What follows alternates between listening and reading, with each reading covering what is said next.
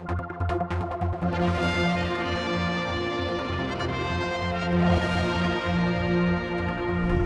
we come down to the chasms. I'm with Mark and John, the coastguard team from that area, who on the very windy day we had, although it seems quite windy today, but the big storm we had last week, guys, you were out on a real mission. So quite a big, serious event happened. Correct, yeah, we got called out to search for a missing person, which developed into a cliff incident late on Friday evening.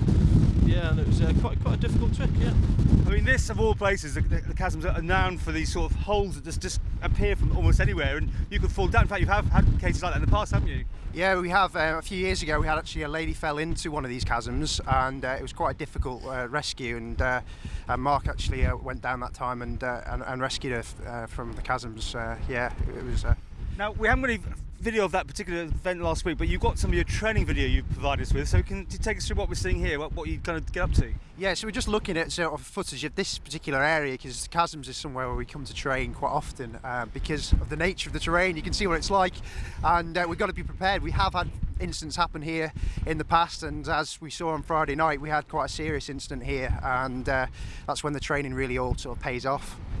Now, on this particular one, you couldn't even get a helicopter in, understand, because it was right on the cliff face. Correct. Because of the nature of the chasms, the whole rock is very fractious.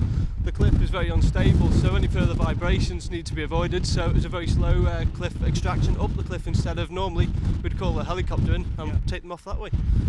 You literally had to get that guy back in yourselves, back onto the land. Correct. There was only 3 cliff technicians deployed, and 3 people had to manoeuvre onto a spine board. Obviously, spine injuries are a common occurrence on a fall, and basically use 2 cliff men to extract the casualty and safely, basically.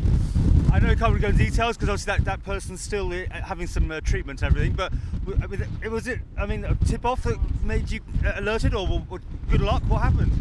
Police called us out in the initial call, which was to search for a potential missing person. Yeah. There couldn't have been anyone missing at that moment, and it did develop into a search. We had 2 search teams deployed, one over to the southeast, and one basically straight to here to view the vista and see basically whether anyone had obviously gone off the cliff, at which point it led us to believe, yeah, one of our search party found him really quite quickly, actually. It was impressive. Sort of on a ledge or something? Into a sort of conical sort of fissure, of which there's a chasm at the bottom, which very lucky, yeah. So it could be a lot more serious. I mean, he could have gone over. Yeah, I mean, he'd already been down there for quite some time, and he was lucky that we found him when we did. So yeah, it was a tough rescue. Now, to finish this piece, because we've been seeing your training going on, you're always looking for more volunteers, yes?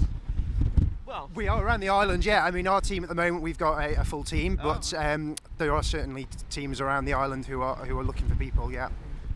And you never know when you're going to get called out? No, indeed. I mean, this just highlights exactly what the Isle Coastguard do. The cliffs and search, water rescue.